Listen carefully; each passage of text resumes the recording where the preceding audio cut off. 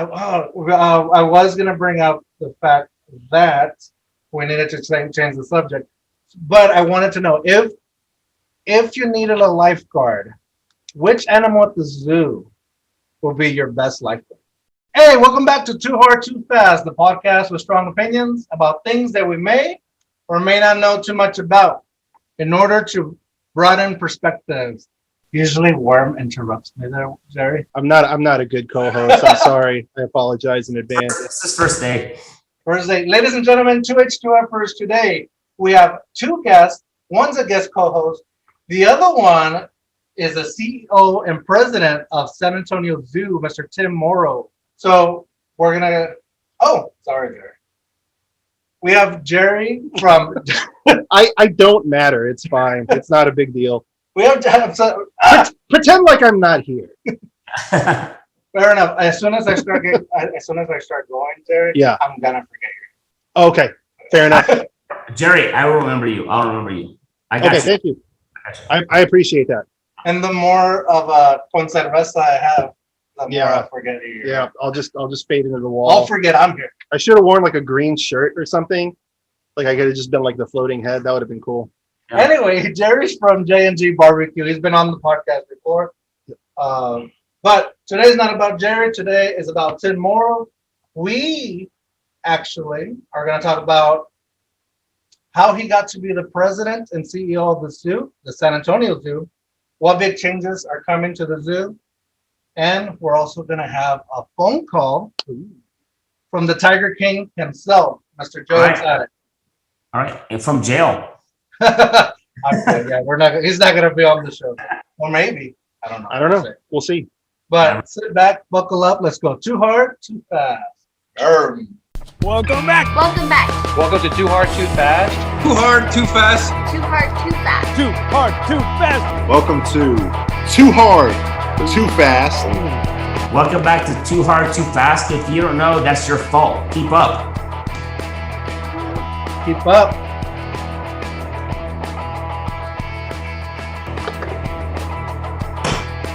The podcast of the century. Mr. Tim Morrow, what are you drinking, sir? Are you drinking the same? So what I'm drinking is Conserveza.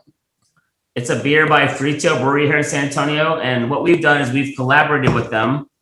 And so the name Conserveza is a combination of the word conservation and cerveza.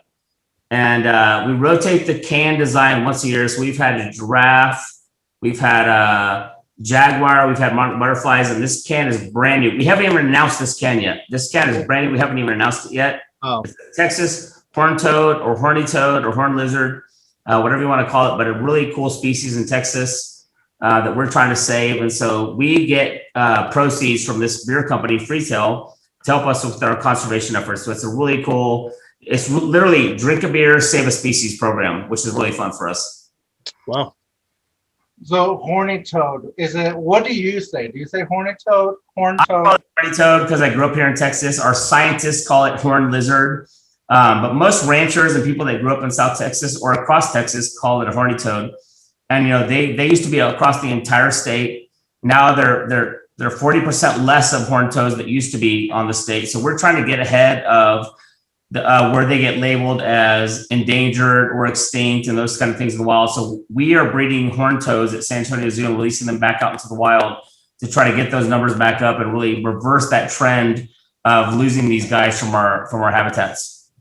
I always wondered, do they really shoot blood out of their eye sockets? Yes. That's pretty cool. Yes. So the horny toad or the horned lizard, whatever you want to call it, it's really a canine reaction. So if a dog or a coyote or a fox comes up to a horny toad which wants to eat it, they can shoot blood out of their eyes, you know, the little sacs next to their eyes, and really fend that dog off. But it's a really interesting strategy to save itself. But ironically, that is not the most dangerous thing to the horny toad anymore. It's human encroachment, fire ants, pesticides, and those kind of things. So its natural defense is that to shoot that blood out of the eye, the canines which ate it. But now the challenges have really become human-made and invasive species like fire ants. I was going to say that I grew up calling it a horny toad. And I feel like I always got in trouble at school for calling it a horny toad. Gerry, I think, calls it just a Gerry Toad. But, that's his problem. Horny Toad. I think most people in South Texas call it Horny Toad, so that's what we call it too. For sure. So, hey, thank you very much for sending this. I did a whole little video earlier of the unboxing. Hold on, let me go get the box because the box is super cool. Sure. Oh, here we go. So here's the box. And your delivery guy, by the way, was super nice. Awesome. I love the fragile with our handle with care, fragile. Beer is sacred. Yeah. I was like, what if they gave me like a baby elephant on accident or something? A little too small. I think maybe a little too Well, would small. not fit in that box. They weigh like 1,000 pounds probably. But you know what's like? This is a really fun collaboration with a beer company. And before the zoo, I was at Anheuser-Busch with SeaWorld. And so to come to the zoo and be able to do a collaboration with a beer company is really fun for me. And for people to be able to drink a beer and those proceeds go to saving species in Texas or around the world is, I think, a really cool concept. Last year, Freetail gave us a check for $10,000 that went to Freetail and Silver Eagle Distributors gave us a check for $10,000 that went to help save Asian elephants. And now we're focused on the Horny Toad, and so that will go to that program at the zoo here. So we're really excited that you can literally drink a beer to save a species. And it's a really fun project for us to do. And it's a super easy, blonde, drinkable beer that everybody likes and perfect time for summer. So it's nice. You're doing our job for us. So what we usually do on Too Hard Too Fast is we do drink reviews. And we talk about... I'll tell you what it is right now. All right. I want you to tell us what you would give it. And bear in mind, I know it's a little bit of Bias, yeah. biasy, but we'll give our unbiased opinion. Sure. Well, so when we initially went to Freetail, we said, hey, what do you think about the idea of doing like a seasonal beer, like to benefit monarch butterfly conservation or something for spring? And Scott Metzger, who at the time was the owner, is like, hey, let's just do a year-round beer. We'll just flip the label every year and dedicate to conservation. So literally, this is one of those Texas-only handshake deal kind of arrangements. And so we have this agreement with Freetail. It's a handshake deal. And they give us a portion of their funds to our conservation efforts. And so we picked on purpose a blonde ale to be super drinkable by everybody. So, you know, it's not like an IPA or something specific that somebody likes. It's a really drinkable beer, and we want everyone to enjoy it and that know when they drink this beer or buy it at the bar, HEB, that they're helping conservation. And HEB has been a great partner also. They put us on the end caps with signs and all kinds of things. So it's between us, Freetail, and HEB, it's made a big impact on conservation. It's really just a fun project. And to know that you're drinking a beer and helping us save a species at the same time is really fun. Yeah, I like that idea. I didn't know at the time, obviously, that this actually helps animals. I mean, especially whichever animals being shown on the can. Horny Toad. The Horny Toad. What we do is we base it on taste, and one of the other things is the design. So this design is obviously already cool enough because of the Horny Toad and all around very colorful, very eye-catching. It has to be eye-catching, or else people are not going to buy it. The alcohol content versus the price, and then would you buy it again, kind of thing. Sure. So based on that, Mr. Tim Morrow, from 1.0 using decimals, 1.0 to 2, it's too hard, too fast. What would you give your biased opinion? 5.0. I'll give it a 5.0. Off the scale. Because it is a super easy drinkable beer and it's supporting conservation. So you're literally drinking beer to save a species. So like it's a win-win for everybody. And the fact that it's local to San Antonio, I think is really cool. It's this local brewery doing local beers and they're supporting local conservation projects. The Horny Toad is a Texas, iconic species that people have grown up with. We've also focused on monarch butterflies and other species that come through Texas or in Texas. So just a really fun concept, I think, to partner with these guys and do this project. I just 6.0. I'm going to 6.0. I changed it. I talked myself into a 6.0. Super high, off the scale. It's higher than the too hard, too fast, but we'll accept it. Gerry, so this was a gift. Yes. But just because it's a gift, you're on too hard, too fast, you still have to give our Unbiased opinion. Unbiased opinion. Got it. So nervous a little bit. Not at all. Not at all. No. Good. Nobody watches this anyways. There's zero pressure. No. Yeah, pretty much. Because it's a nice drinkable beer and it's for a great cause. So I know Gerry's going to give us a great score. Like 5.0. At least, yeah, minimum. Yeah, I've been to the Freetail Brewery before, and I love what they do. I love that they're local. I've had like the Tim Dunkel is one of them, and the Bat Out of Hellas. And it's just cool. Like it's a cool design. It is super drinkable. I will give you that. I am an IPA guy, but I can't knock a beer for not being an IPA. I'm going to go ahead and go with a 1.8 out of 2. That's really good. I mean, the design is cool, and the cause goes a long way, honestly. I mean, you can get any beer off the shelf, but not any of them are going to do what this beer is really doing. You know what's interesting is when we first met with the owners, they named their beer Freetail after Freetail bats, right? That are nesting in San Antonio, right. Breeding in San Antonio in the South Texas area, and they understand like the pollination of bats and the species that bats help control. Is really, if there's no pollination of the bats and these other species, there's no beer. So to partner with a company called Freetail, who really understood and named their beer brand after a species because of the pollination and things they do, was really fun for us to do. And we're just super excited about the partnership with them. We just have a lot of fun with it. San Antonio Zoo has a lot of fun. You know, our social media, everything we do is about fun. And this is a perfect partnership for us. So we're super excited. Okay, before I give my review, 5. I want to ask, the Freetail bat, is that also the Mexican Freetail bat, or is that different? Am I getting it wrong? Yeah, so it's a Mexican Freetail bat. They live in Mexico. They come up here to breed. So, for example, the Bracken Cave up in North San Antonio, it's the largest concentration of mammals on Earth. So when those bats breed and come out and fly around at night, that's the largest concentration of mammals on Earth. And it shows up on weather radars and all sorts of things. And so it's a really nice tie-in locally that we have this amazing species here that's really important. You know, we talk about bats and bees and butterflies, and people kind of just take it for granted. But if we lose those species and pollination stops, crops, that means crop stops, which means we lose food sources and basically humans disappear. So it's really important to understand these species, what they do, and save them, and protect them, and help them propagate and do the things that they do. So for us in San Antonio, especially, you know, we understand things like the Bracken bats and we have the bat colonies under the bridge in Austin and San Antonio. So it's a really important species for us here. And we're so connected to Mexico with those that it's really important for us to tell that story. You said it's the largest breeding? No, it's the largest concentration of mammals on the entire planet.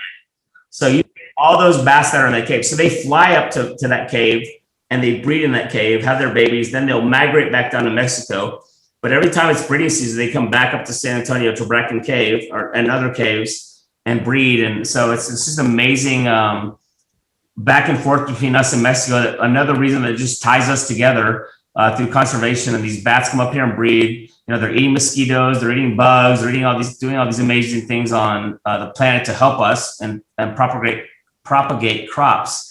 And that's really important to what we're trying to do to survive as a human species. So species like bats and butterflies and bees are really important to our own survival. So we need to understand them and save them and protect them. And this beer it does that. It wraps it all together. They name themselves after Freetail bats because they understand that concept. Without bats and pollination, there's no beer. Who wants to live on a planet with no beer? Not me. I do not live on a planet with no beer, but without bats and pollinators, there's no beer. So this is very important. And the tie-in just matches perfect for what we're doing at San Antonio Zoo. So if you're a beer drinker, save the bet. Yeah, I think it's also very, worth noting and very interesting that you also basically came from Mexico here to breed, essentially. So in a cave? Were you in a cave? Yeah. I mean, I would assume. Man cave. You can be in a man cave. I mean, we did go to college together, and so there was like a little cave area. Grotto. The grotto. Yeah. So a little baby making there. Where'd you go to college? We went to school at Our Lady of the Lake University. All right, yeah. And that's where we did our undergrad. I went to San Antonio College and then UTSA, so I'm all about San Antonio education. Oh, yeah. Awesome. We were just gonna get to that, but let me do this review. Yeah. 6. Honestly, what's that? That's 6. That's 6. Go to 6. Okay, so 1.0 to 2. I really like the taste. Let me preface this with I haven't drank a drop of alcohol in 2 months. And so I'm impressed. yeah. So I'm actually when very I took the impressed. first sip, I was like, dude. Eight. I was trying to lose a lot of the 2020. Yeah, I get it. So it tastes really good. Really good. It's easy to drink for a barbecue. This is what I would go for. Definitely. It's just a fun beer. It's a fun beer that no matter what your beer taste is, like that's right down the middle, and you can enjoy it on a hot day or a cold day or a wet day, and know when you buy this 6-pack or this case, whatever you buy, that proceeds of that are going to save species. I'm like, it's just the coolest concept ever, I think, for a beer. Well, listen, you sold enough because you sold it to me enough because I was gonna go. I was talking to Gerry. I was like, I don't want to be too easy just because it's a gift. And it's gonna come down to the taste because obviously the design's awesome. I did not know that it from us getting drunk off of it, it helps save an animal depending what's on the label. Yeah. So that's even makes the label even better. The price point, do you know what the price point would be? Like about $9? Yeah, it's a mid-range beer, so it's gonna be right there with your Bud Lights and all the regular beers. It's not gonna be super priced, Yeah, like very a reasonable beer. Yeah, so it's reasonably priced and local. And the other thing is it's local, so you're supporting all of the people that work here to make this beer and do those things, which I think is a really cool tie-in with San Antonio Zoo too, because I don't think people really understand from San Antonio Zoo the reach we have conservation-wise around the whole planet that starts here. But Freetail is a good example of something that you're supporting a local beer company, which is supporting local employees, and that is supporting conservation efforts at our zoo that reach around the world, almost every continent. So it's a really just cool concept. And you've been to the Freetail brewery in the South Town or up at the North Side on 1604. It's just a really fun group of people that are dedicated to beer, and we're dedicated to conservation. So we joined those forces together and made a perfect beer. So let's get to it. I told Gerry the 4.9%. Yeah. Oh, that's gonna be a little bit on me. I might give it a little less points, depending on the taste. Because you know what? Too hard, too fast. Yeah. We like those high percentages. But so I told Gerry it depending on the taste. It's gonna be a 1.68 or it's gonna push it into the 7s.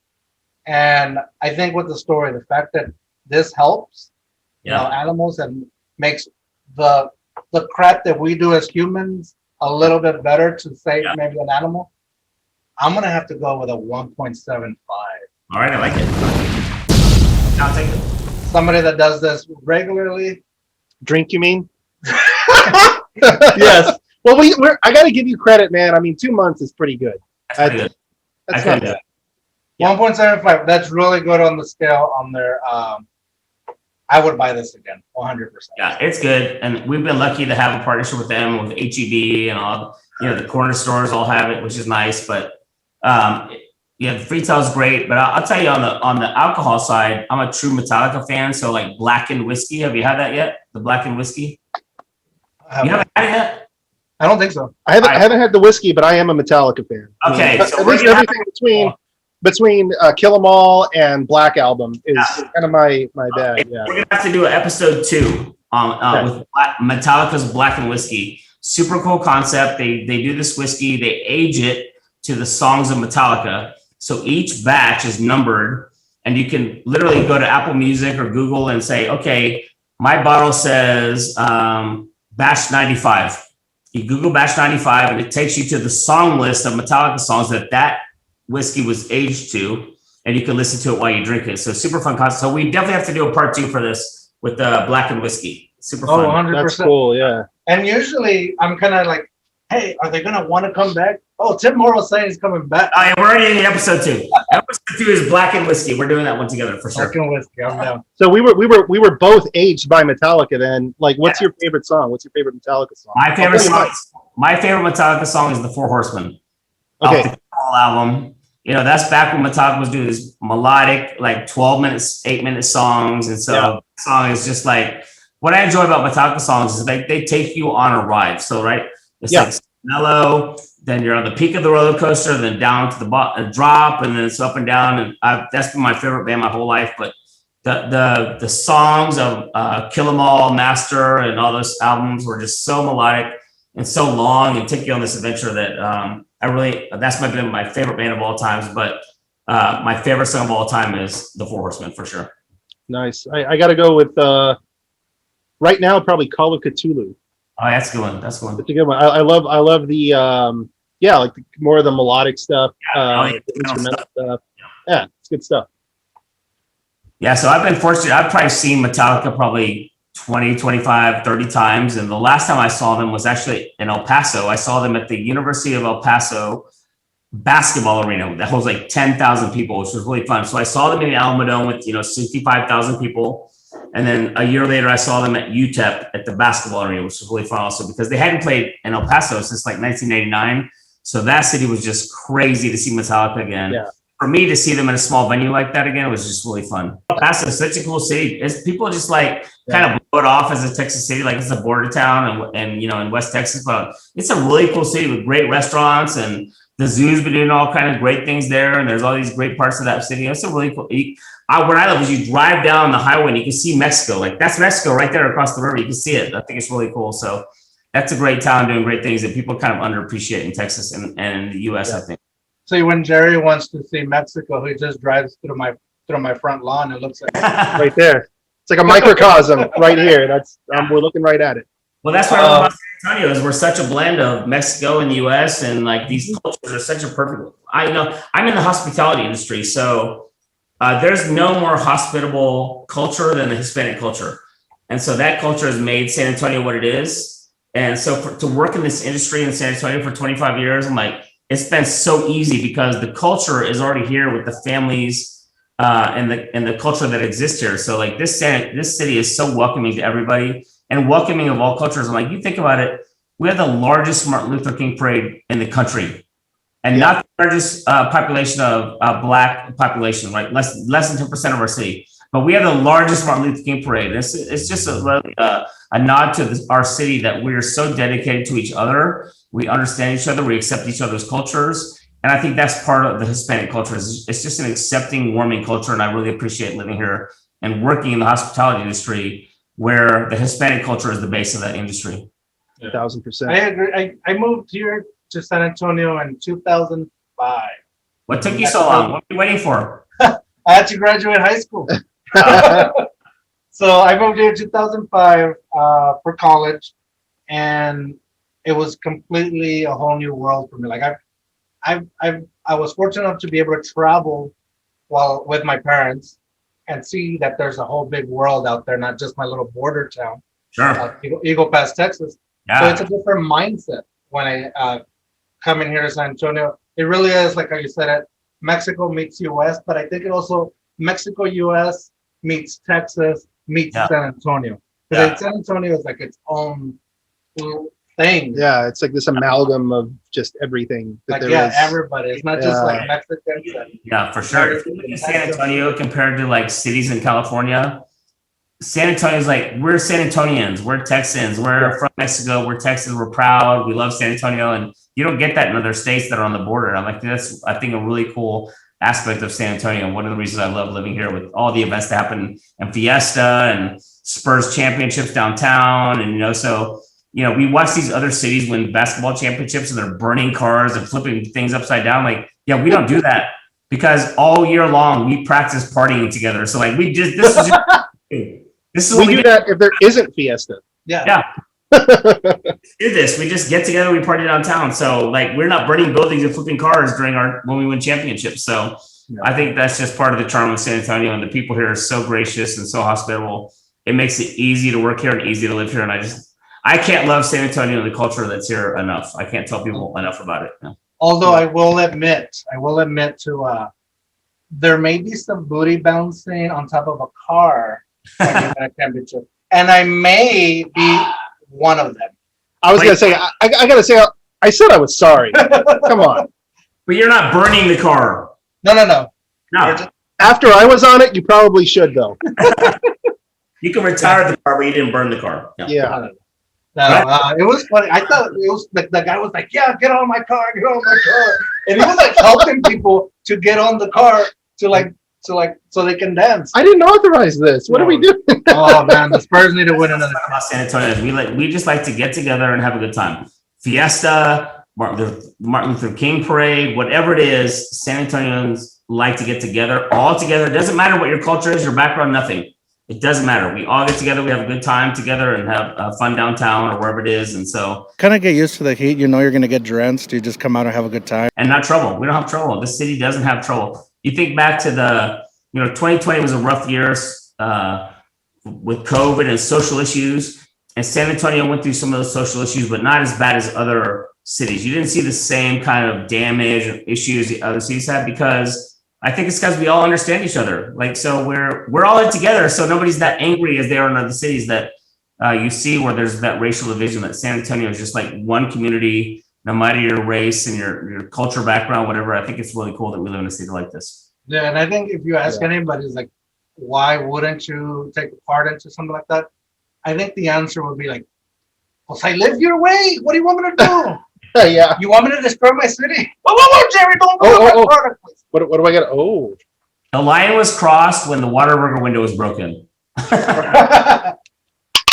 It's important to have those social issues and those issues out there. But I think San Antonio does it the right way, where we kind of all come together to fix those social issues, where it's not like one group is on their own by themselves. It's all of us. Like, we all agree, let's fix these social issues. And I think that's what's good about San Antonio.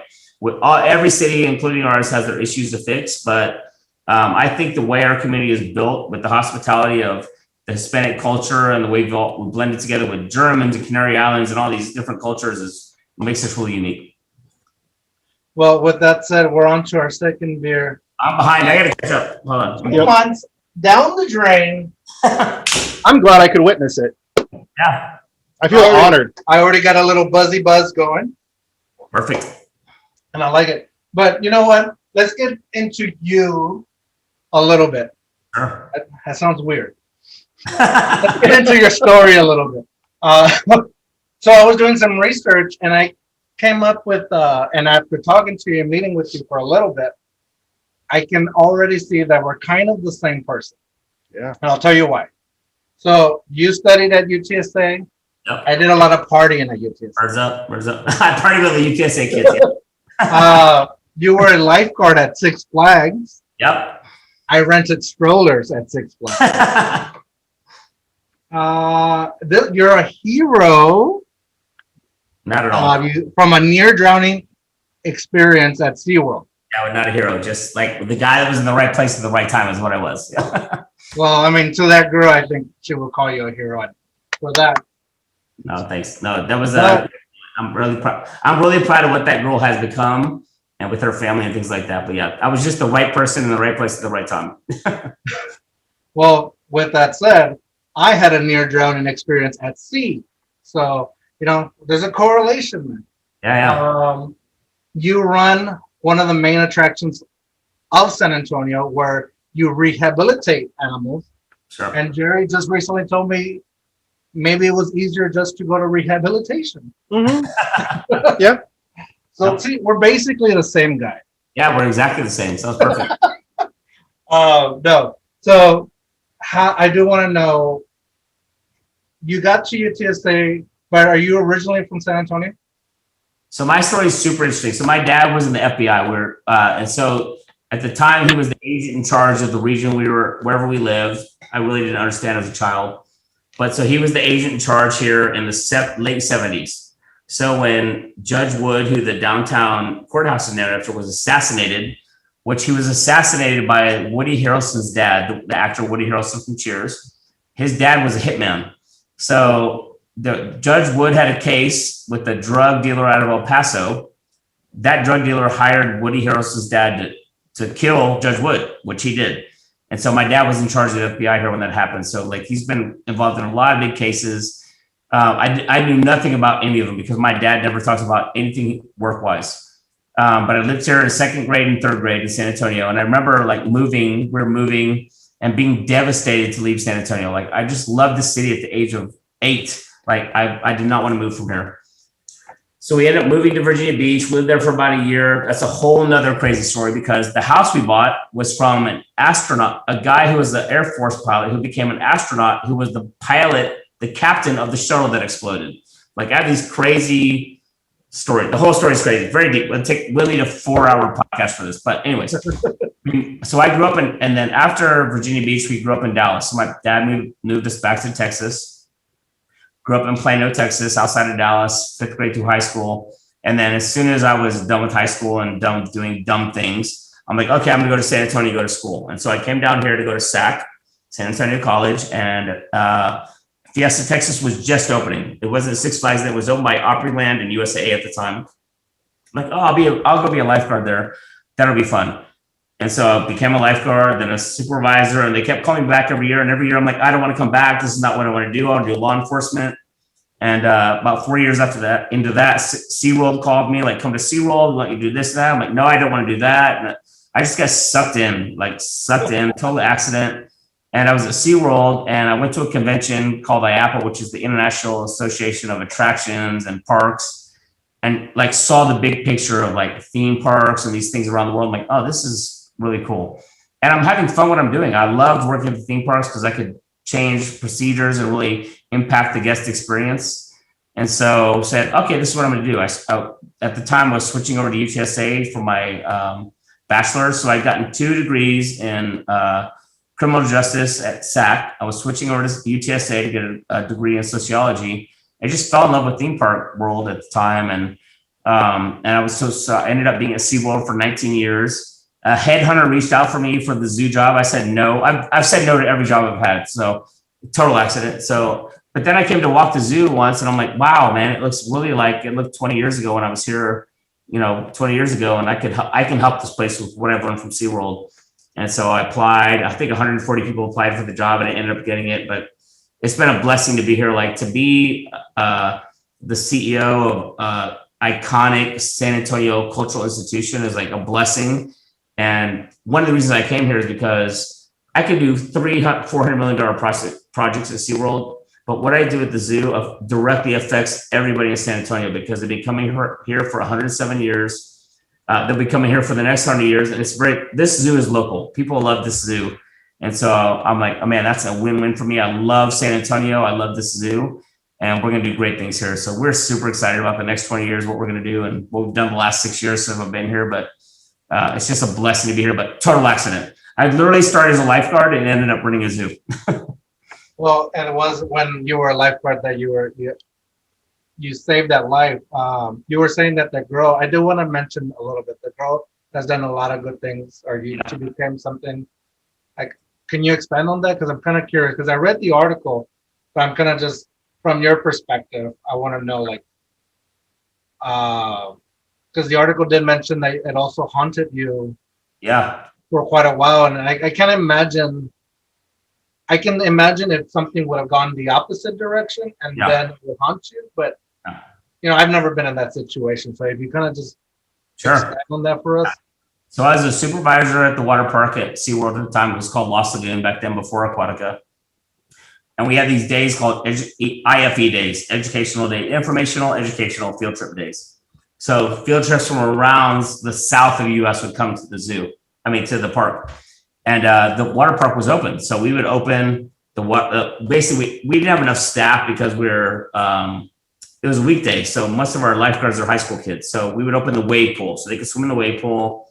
It was full of kids. So one day I'm like, okay, I'm going to go on stand, and I'm like, I'm going to be on this one chair. And I just had this feeling like, don't move from this chair. I'm going to stay on this chair all day. So I let all the lifeguards pass me on the rotations for breaks and everything else. And midway through the day, a little girl starts going under. I jump in and grab her and, tell her, pull her out, say, you need to go talk to your counselor. You wear a life jacket. You can't swim, obviously. You can't come back in with that life jacket. Fast forward 15 minutes. I'm looking out across the pool. And so if you picture a wave pool, and everyone's been at wave pools, there's probably like 2 or 3 lifeguards up each side of a wave pool. I was right in the middle. So there's a lifeguard to the right of me on the deep end of the pool. I'm looking past her and I can see this girl floating on top of the water like a dead float. Like you do as a kid, just kind of float like a dead body. And I remember saying, man, I'm going to yell at that girl when she lifts her head up and the waves are off. I'm going to yell at that girl for doing that. And I saw her lift up, take a breath, put her head back down. So I start watching my zone because she was not in my zone. I just saw it. I start watching my zone again. And then like a minute later, I hear a long whistle, which is emergency. And if you're in a water park, you hear a long whistle, something's happening. I hear a long whistle. I look over to my right. The lifeguard, this little bitty 5-foot lifeguard next to me is going into the water to get, and I look over and I can see this girl on the bottom of the pool, just floating in the waves on the bottom. I'm like a dead body just floating with the waves. I'm like, oh man. So I run and jump into the pool, grab this girl, I grab her from that lifeguard because the lifeguard was struggling taking her, and I just grabbed her, took her to the beach. I'm screaming at her the whole time, like, come on, breathe, you can do it, breathe. Get her to the beach. She's not breathing. And I'm trying to take her pulse, but my adrenaline is so high. Like I'm feeling my own pulse in my fingers. Like it's just this crazy moment in time. And people are surrounding us. So it's like this black circle of people over me. Like it's just so surreal. I can't even explain it. But then she started getting sick and I turned on her side. She started throwing up and those kind of things. Fast forward, she goes to the hospital. They airlift her to the hospital and I go to visit her, of course. So I'm like, I feel personally connected. At the time, the company was like, don't go visit her. I'm sure they're afraid of like liabilities and what you're going to say. Right. And I'm like, I'm going to visit her. Like, I'm going to visit this girl. And so I go to visit her and they were there on a field trip from Louisiana. And so I go to visit her. Her eyes are completely red. I mean, you bloodshot eyes. Imagine that, like just the solid color red on the whites. Because she had struggled so hard to breathe, she broke every blood vessel in her eye. Wow. And so I go to meet with her, and her principal of her school is there. They're on a field trip. And I go to meet her, and I bring her this gift bag. I'm like, hey, I pulled you out. Like, I saw you take a breath. And she's like, that's the last thing I remember is taking this breath. And then next thing she knows, she's in the hospital. But just this incredible moment. I always remember her name, Latasha Cotton. Always remembered it. This is before Facebook, before social media. I just had this girl's name burned in my head, right? And I could see her on the bottom of the pool with the wave motion for weeks and years after that. Like I could just picture, I would go to sleep and it would just be in my mind. So Facebook comes along and I start every once in a while, like, I'm going to search Latasha Cotton, see if she pops up. Well, Cotton with the last name, somebody with the last name Cotton pops up in the same town she's from, Lafayette, Louisiana, which I remember. It's not a big city. So I messaged this girl, I'm like, hey, are you related to Latasha? She's like, I'm not related, but I know her. And I said, okay, here's the crazy story. And then she connected me with Latasha. We became friends. She visited San Antonio. She's got 3 kids since then. And so she's recently engaged. It's just an incredible story, but definitely changed my life. And the good thing about it is like, after that was probably in 1998, 97, something like that. Every lifeguard I trained up to that point, I'm like, I have a personal story to tell you. Like I pulled someone off the bottom of this pool because this is a serious job, and people take lifeguards for granted. You see it. You go to pool, parents are not paying attention, and those kind of things. So it's a serious job. But I was able to tell those lifeguards that I trained for the next 20 years, like I pulled someone off the bottom of this pool, and she almost died. She's still alive today. But it's been really fun to reconnect with her and watch her, what she's done in her life, and I'm really proud of her and what she's become. And what's interesting is because I met her, she came to visit the zoo. We set up with SeaWorld tickets. I posted my story about her on Facebook and tagged her. Well, the girl who I initially rescued had actually pushed her in the deep end. So when you're drowning, you're doing anything you can to survive, right? You'll take somebody down. You're just trying to get up out of the water. She had pushed Latasha out into the deep end, which caused Latasha to have her issue, but they had never talked about it for 15 years or whatever it was. And they reunited and had that conversation on my Facebook post, which was really cool because Latasha's like, I forgive you. I've been waiting for this for 15 years or whatever it was. So it's been really cool to connect with both of them and have them kind of reunite and be like, okay, I'm okay with it. It was an accident, but we've never talked about it. So, but it's truly a blessing to my life. Like I love Latasha and her kids. And I think, I probably trained 1,000 lifeguards since then when I was at SeaWorld at Aquatica, Los Angeles, and they all heard that story. So that has helped save a lot of lives, I think. Yeah, that's crazy. Wow. It's funny. I don't know that you know this, but I also was a lifeguard. And my biggest story is I cleaned puke out of a pool once. So, yeah, hats off to you, man. That's amazing. I mean, lifeguards, that's a hard job. People don't understand how hard a lifeguard. I mean, they do clean puke. They do, everything you can possibly imagine in the sun all day, all summer. it's a big responsibility. Like you're literally like responsible for all the lives in the pool around you because it's not the parents, it's you. You're in charge of the parents and the kids. And so being a lifeguard is a big responsibility. It's not an easy job, and it's not a job that a lot of people are doing anymore, which is becoming more and more challenging for the theme parks and the city and others to hire for that as a lifeguard, because there's much easier jobs to do that don't have the responsibility and liability that a lifeguard job does. But it's a great job and a great fun to be a lifeguard and be working. Anyone that works in a theme park environment will tell you, like, that was the funnest summer I've ever had. I worked at a theme park and that was super fun, but it's a hard job for sure. I don't get, like, I think everybody's done it, like when they're kids playing what you said, drowned body. Is that what you call it, or dead body? The dead float. You just float. Yeah, the dead float. We've all done it. I feel like I do it. I still do it as an adult. Yeah, you're getting in trouble. You're getting in trouble. I remember thinking, like, I could specifically remember the moment, like, I'm gonna rip that girl's, you know what, when she comes, the waves are over and she comes swimming back by me, I'm gonna rip her. Like, don't do that, like, blah, blah, blah. And the next thing I knew, I looked over and she's doing the dead float on the bottom, which was not planned. So lifeguard job's hard. It's hard. Like, you gotta literally decide. Drowning is a silent death. It's scary. I mean, it happens. The statistics right now you see in San Antonio or Texas, because of COVID, more people are going to the coast, more people are going to lakes, they're going outdoors to nature, to water. And so drownings are up, which is scary to me. Every time I see a drowning story, it's devastating to me, every single time.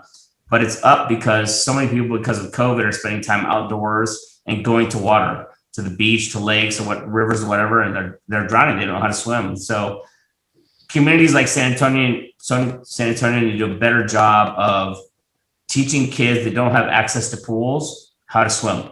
And I'm on the Texas Parks and Wildlife Urban Outreach Committee. I'm working with the Parks Department here in San Antonio. Like, let's teach these kids to swim. They don't have access to pools, but they may end up at the beach. And there was a story recently where the son was drowning.